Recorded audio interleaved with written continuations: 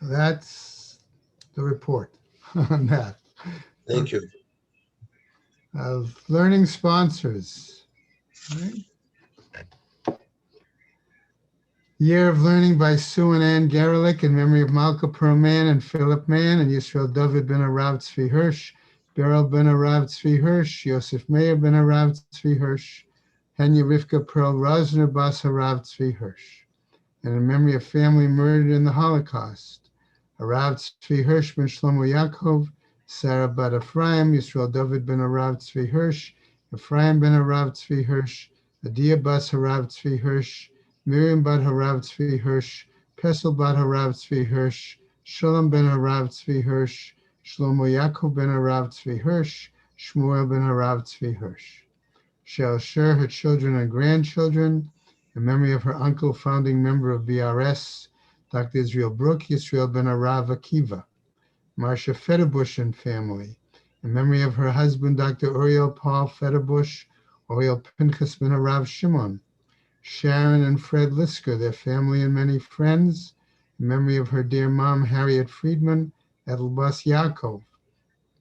Leslie and Gail Kaplan, in memory of their parents, Harry and Marjorie Siddell, and Irving and Pearl Kaplan. Friends of Avi Gitler, Avram Meir ben Shimon, and Martha Gitler, Charna Bas Yeshaya. Friends of Toby Peres, Sarah Tova bat Yisrael Dov. Friends of Malka Levi, Malka bat Yosef. Friends of Joe Wolf, Yosef ben Chaim. Many friends of Dr. Marvin Blush, Moshe Shalom ben Yitzchak Halevi.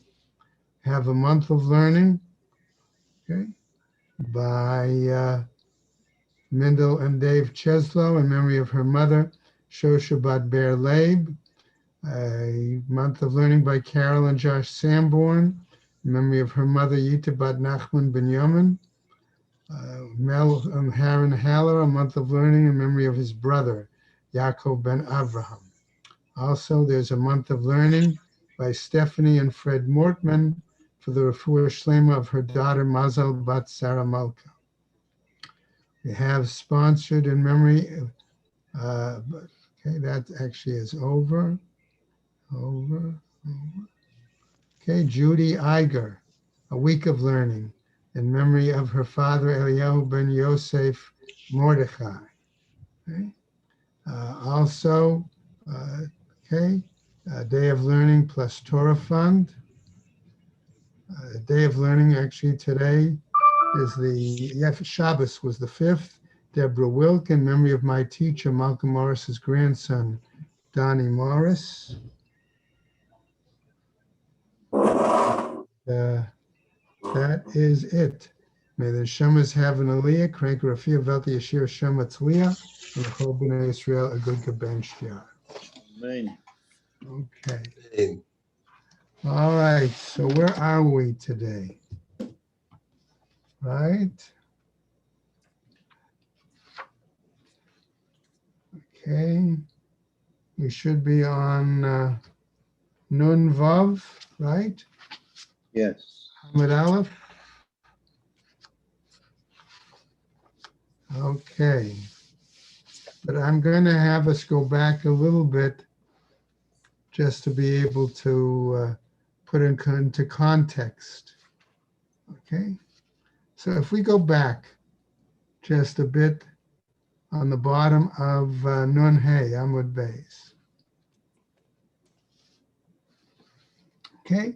We saw a long discussion there. Right? And Rav Dimi was involved, Rabbi Yehuda, okay?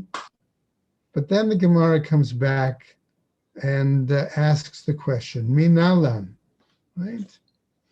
That's a few lines up on, right?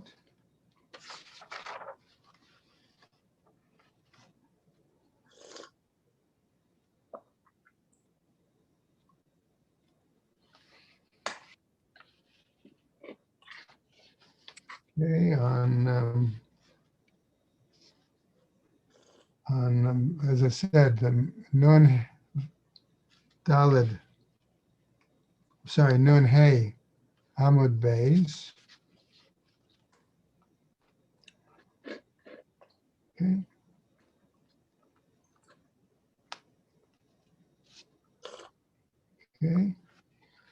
So, minalan ilema mehaditnan, if we're going to try to clarify what Rabbi Yehuda's opinion is, right?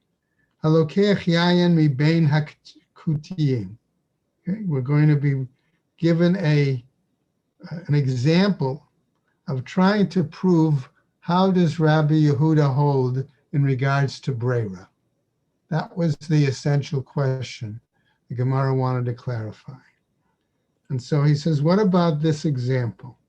Okay, that someone buys wine from the Samaritans, right? Erev Shabbat im chashecha, and they bought it Friday afternoon, close to Shabbos, right?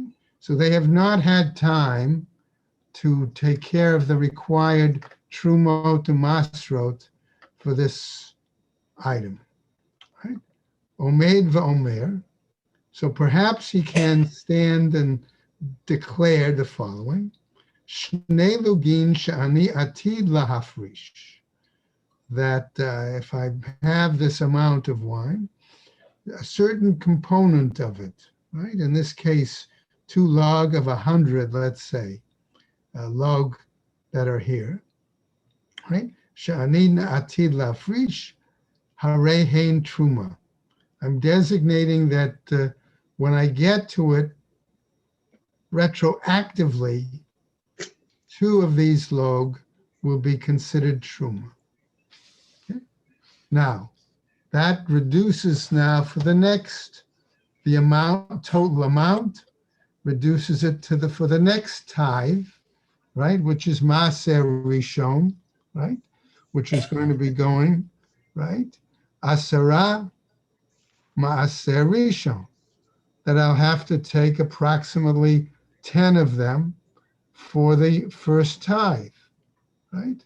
So that tithe, okay, is going to be going, okay, to, let's say, the Kohen. I'm sorry, to the Levi.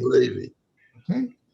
Next, Tish'a Ma'aser Sheni. Okay. And then another amount from what's left is going to be taken and would be designated for Ma'aser Sheni, which the person can deconsecrate, right? And that tells us in the text, Umechel v'shotem miyad. Okay.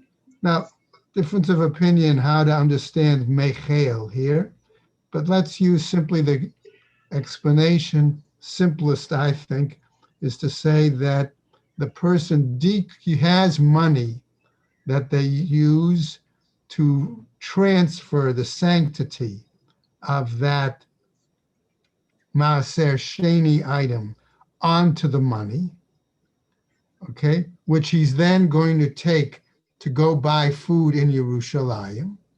But in the meantime, having deconsecrated that wine, he can drink it immediately at this time.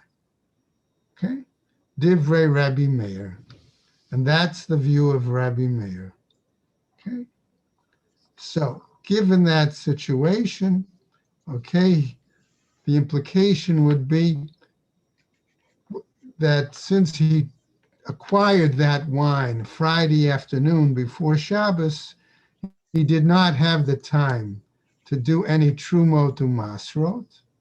But when he does it today, Sunday afternoon or morning, okay, retroactively he's fulfilled it. Okay? That seems to be the view of Rabbi Meir. Okay? And notice that's a rather short amud there, but it continues directly into Amud Beis. Rabbi Yehuda, Rabbi Yossi, Rabbi Shimon Osrin. But we see that among others, Rabbi Yehuda does not agree here with Rabbi Meir's view, and therefore the Gemara now tells us, Alma ein brera. Therefore, it would appear that at least for Rabbi Yehuda, then, he does not accept the concept of retroactive clarification regarding the product. Okay? Mimai, asks the Gemara. What's the basis of this conclusion? Dilma shani hata. Maybe it's different there in that situation. Kidikatani tama, as was taught as the reasoning was presented to us, okay, and was told to Rabbi Meir, Amrulo Rabbi Meir. Namely, if you say the following, Ata moded, don't you acknowledge, Shema yibaka hanod v'nimtza shotet tvalim lemafreya, that perhaps what's going to happen is maybe one of the flasks of wine will split open, and rather than let it go to waste, he will drink it. And in doing so, since he's not made any actual truma or maaser on it, it's still tevel. It's still untithed produce, and therefore it's an isur. Not only that, but it's an isur d'oraita. V'amar lehem l'ksheyi baka. So Rabbi Meir's attitude is, I'm not worried about if it were to happen. When it happens, he'll have to deal with it, so to speak. When it splits open, then he'll deal with it. Now, Ela rather, says the Gemara, midatani ayo. So saying we can't learn that using that example of the purchase of wine as a good case to prove that Rabbi Yehuda doesn't accept Brera. However, we may be able to use another case, okay, which would show us that Rabbi Yehuda doesn't accept Brera. And here's the suggestion. Elamidatani to Ayo, as was taught in a Braita by Ayo. Datani Ayo, where Ayo taught, Rabbi Yehuda Omer, Rabbi Yehuda himself says, Ein adam matne ashnei dvarim ke'echad, that a person cannot make a condition about two issues, two matters at the same time. Right? What does it mean? Let's take the following example, says the Gemara. Ella, okay? What's our example as we go into the text now? Let's assume that a person is in a community and he knows that a sage is coming, but he doesn't know if the sage is going to be staying on one side of town or the other side of town. Okay? So what can he do if he wants to attend the sage's shiur on Shabbat? Right? Can he retroactively establish his eruv? Okay? So the Gemara continues and tells us, Ella im ba chacham lemizrach, but rather if the sage comes, right, and stays in the east, eruvo lemizrach, then he can designate the eruv towards the east. Lema'arav, if the sage comes and stays in the west, eruveo lema'arav, his eruv then will extend to the west. Rabbi Green, yes. can he do this and it's just say it without putting an eruv anywhere? No. Well, I shouldn't be so quick to answer that. Let's go on a little bit more in the Gemara and see if the Gemara is going to give you a more specific answer. Okay, Zeb? Yes. All right. Ela aval lakan ulakan lo. But he can't say conditionally, retroactively establish an eruv both for here and for there. He could do it for one, but not for both. So the Gemara says, V'havenan ba, and we discuss this. Ma'ishna lakan ulakan delo, the ein brera. What is the reason that he cannot do it both here and there? Okay? therefore his eruv would not be effective, because there is, according to Rabbi Yehuda, no retroactive clarification. He can't come back and Shabbos afternoon, okay, visit the shiur of the sage, okay, and say, well, this is how I designated, okay, after the fact, before Shabbos, by verbally saying it. Now, what happens? Lemizrach uma'arav nami ein brera. Okay, according to this, then, okay, to try to establish his eruv verbally, both to the east and to the west at the same time, okay, right?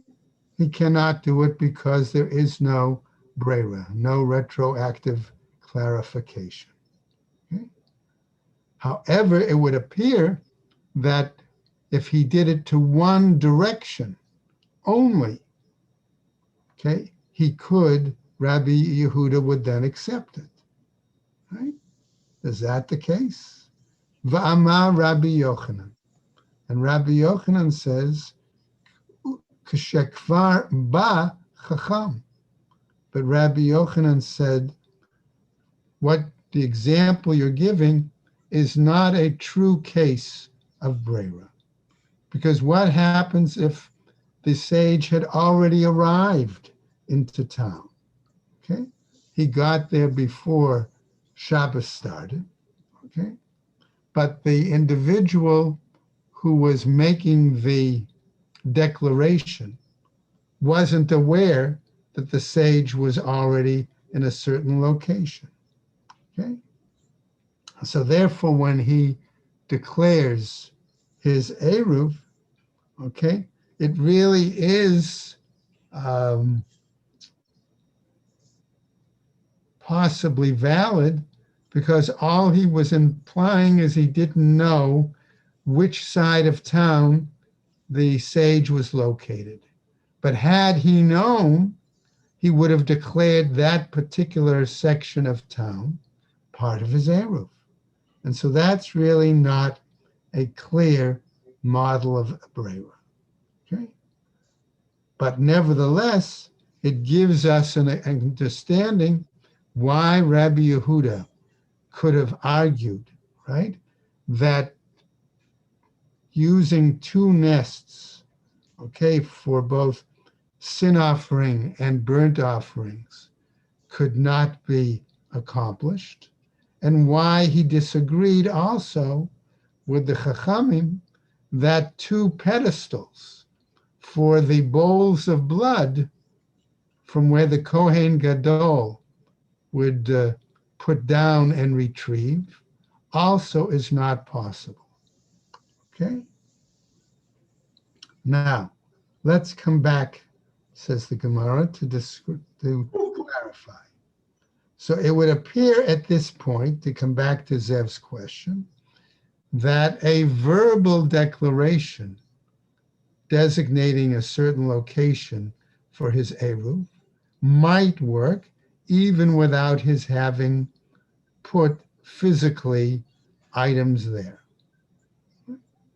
Now, vahashta, and now that we've said this, da'amrinan la Rabbi Yehuda ein brera, that we've concluded, so to speak, that according to Rabbi Yehuda, there is no retroactive clarification. Haktiva itle, then writing down a designation somehow should have worked. In other words, if you argue, as he does, that there are two pedestals, we'll write down on one pedestal, this is for the bowl of goat blood, and write down for the other pedestal, this is for the bull's blood. Okay? The goats. What? The goat's blood. The goat's blood and the bull's blood, right? Okay. So Yom Kippurim Nami. So let's do that also, right? For Yom Kippurim. Okay. Na'aveh de tray. Let's put two pedestals there. v'nichtov alayhu, and we'll simply write on them, okay? We'll put up a sign, okay, or something, right? Write on one dam hapar, and write on the other one dam, right, for the other. Now, so the Gemara wants to say, wait a second. Even the issue of writing might be problematic. Assuming, of course, it was done, we're all assuming it was done before Yom Kippur, right?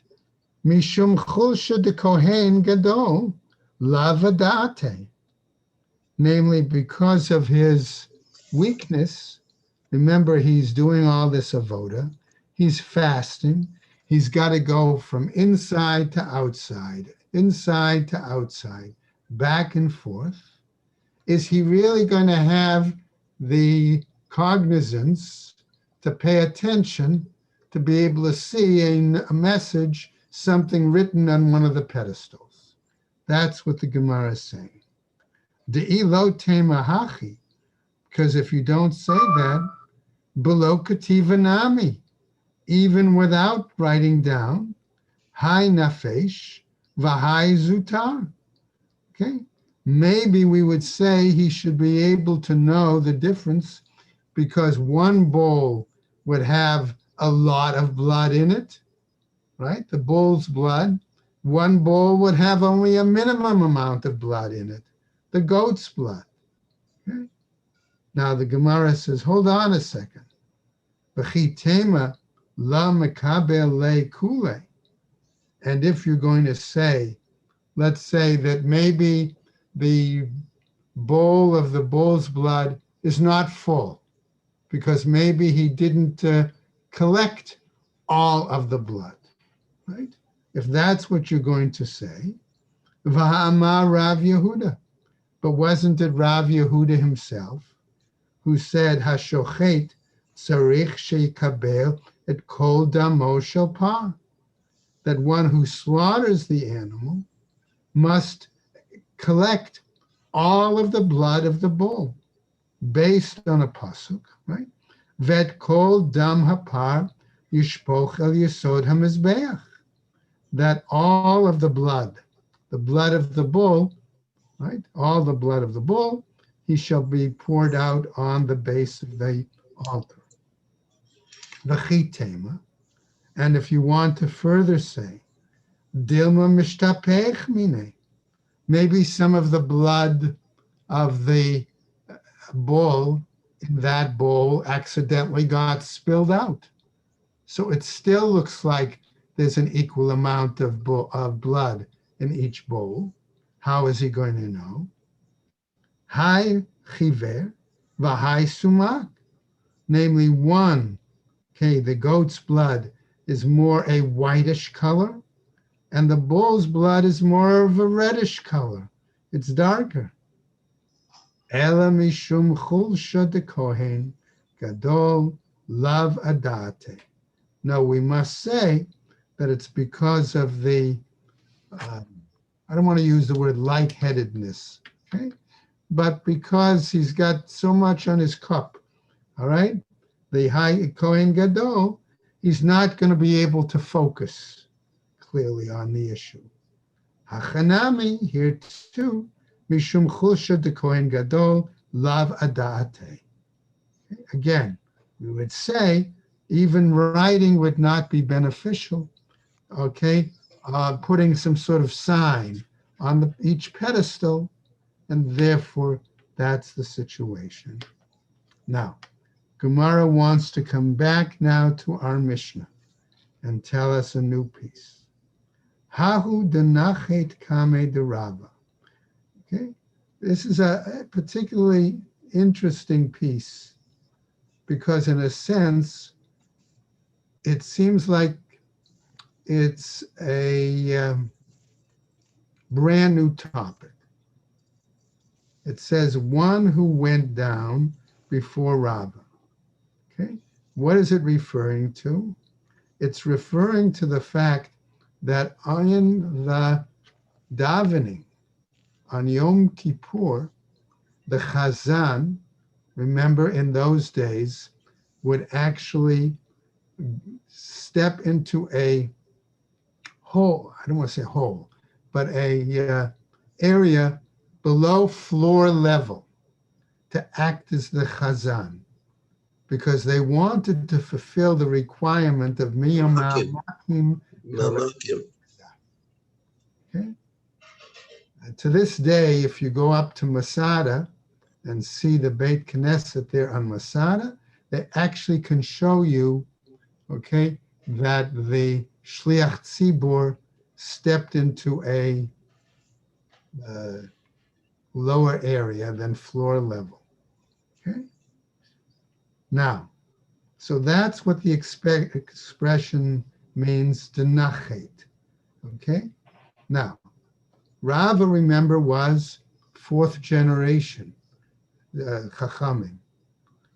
So what this tells us, that already at that point in the time of the Gemara, sections were already said as part of about the Yom Kippur davening, were already recited, okay, by the Shliach Tzibor,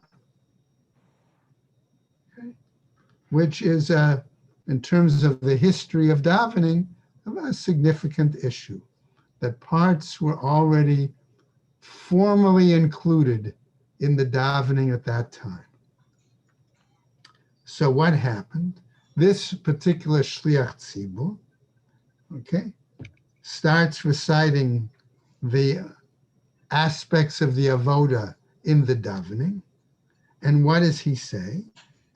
Yatsa v'hinichu al kein sheni shebehechal, that he said, okay, that the Kohen Gadol came out and he put the bowl on a second pedestal in the Hechal. Then Natal Dam Hapar, then he took the bowl with the blood of the bull, V'hiniach Dam Hasair, okay, and then put down the bowl of the blood of the goat in its place. Okay.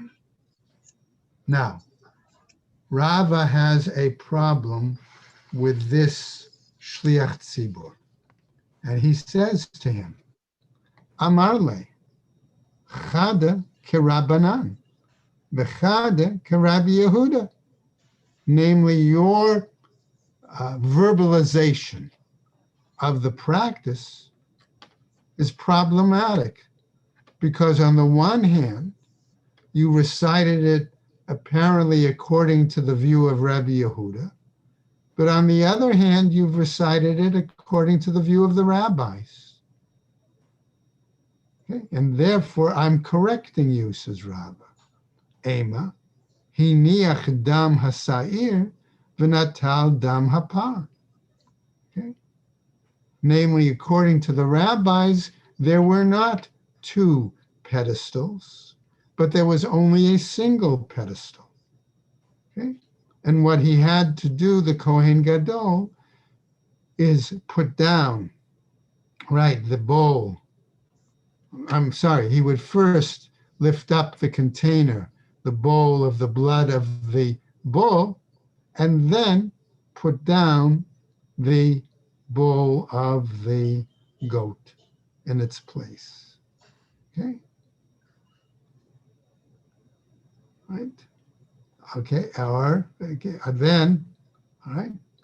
So in other words, according to the rabbis, he placed the blood of the goat on its pedestal and the blood of the bull on a second, right? So that was the issue, that the rabbi said there were two and Rabbi Yehuda only one pedestal. Okay. Now our Gemara comes back to a statement from our Mishnah.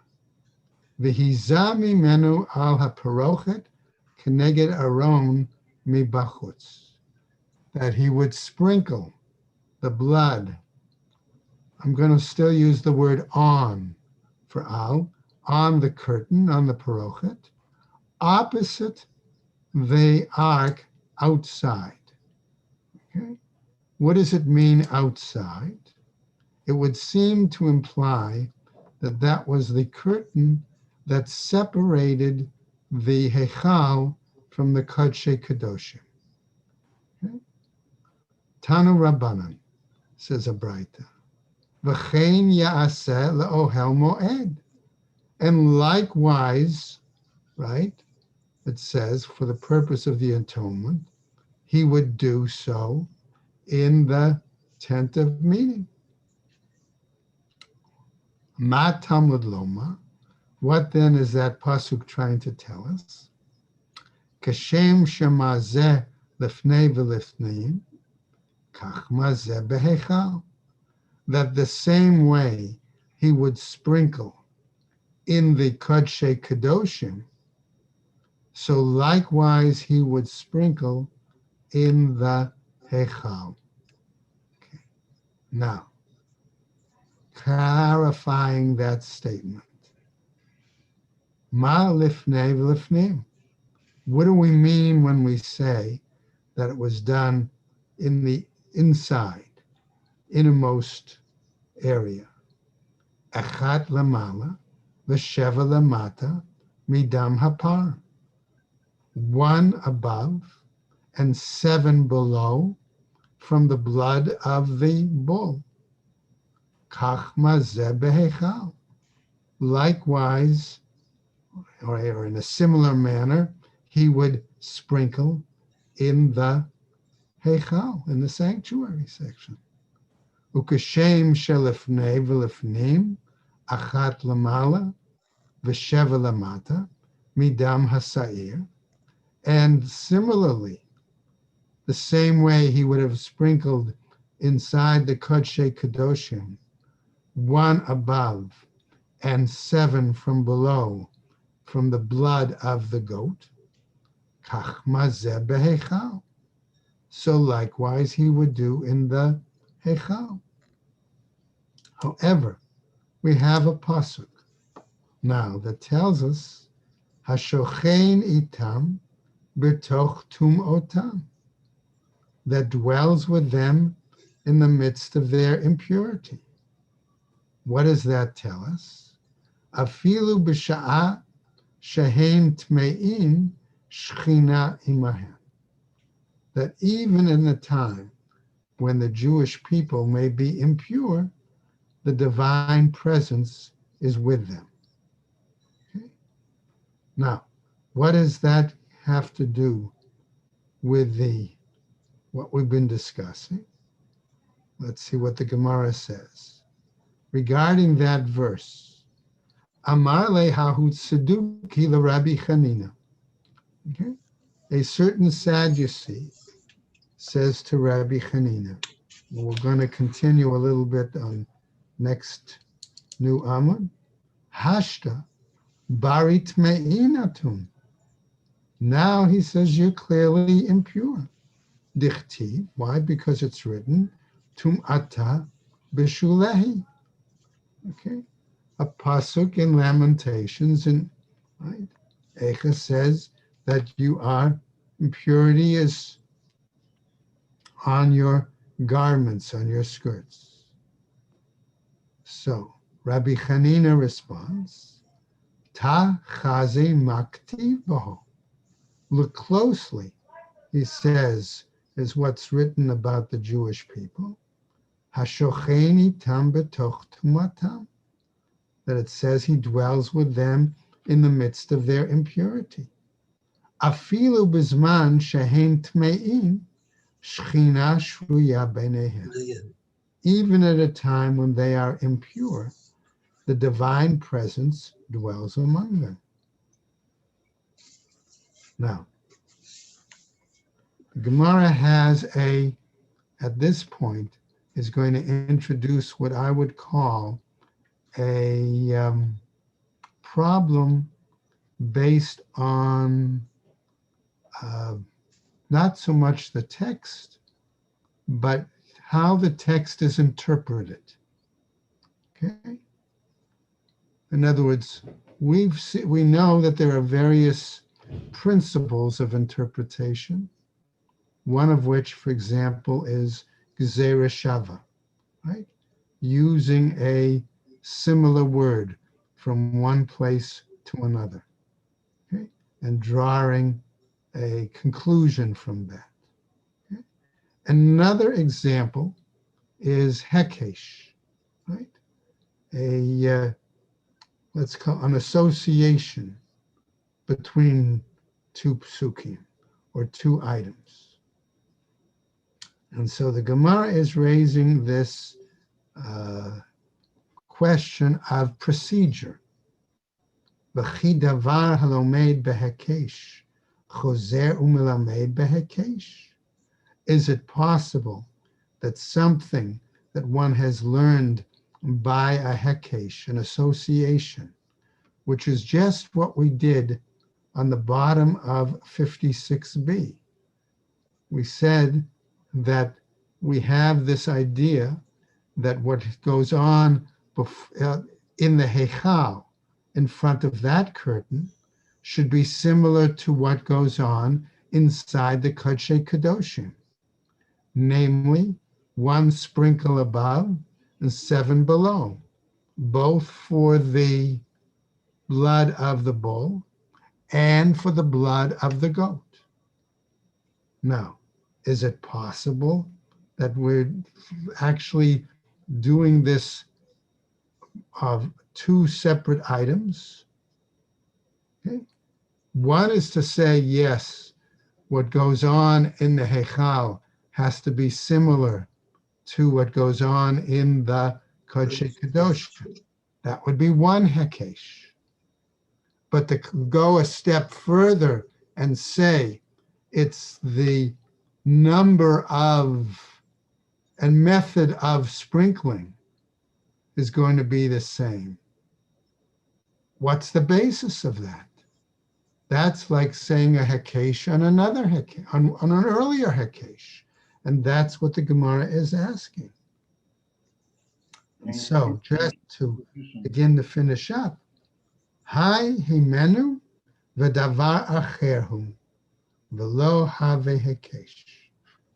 Gemara tries to indicate, okay, that in reality, the example of what we first presented between what is going on in the Heichal towards that curtain is not the same and not really learned exactly as an analogy to what was going on in the Kodesh Kadoshim towards the curtain of the Aron, right?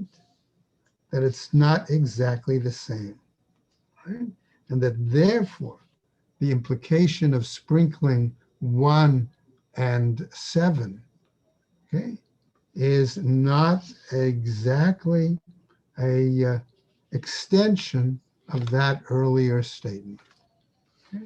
Now we're going to go on tomorrow, okay, and see how does the Gemara explain that, okay, because it still questions, okay, this issue of the procedural Hekesh, the juxtaposition between the two, okay, and it's going to try to come to an answer, okay, on that issue, okay, and that's where we're going to pick up tomorrow, because after that, the Gemara wants to again deal with this issue of when we say sprinkling, what do we mean by sprinkling on or versus sprinkling before? Okay? If we read the pasuk, and with this we're going to finish today. If we read the pasuk directly, and it says he sprinkles the blood on the curtain, okay, you can imagine the what those curtains are going to look like. Yeah. Right? But if we understand that when it says the word on here doesn't mean literally actually on the material, but in front of, Okay. Then it means he's actually sprinkling it, if you will, on the floor. Right. Okay. Which of course could be more easily dealt with. Okay. So that's where we're going to pick up tomorrow. Is this hakesh valid or not? And then how do we talk about, okay, how the sprinklings themselves were done? Okay. So we'll stop right there and we'll pick up a little bit further down. Okay. On, just got to, okay, a little bit further down there. Okay, a few lines down on Nun Zion Amud Aleph. All right. Okay. Thank you. So everybody have a good day. Take care. Stay well, everybody. All right. And Good day, everybody.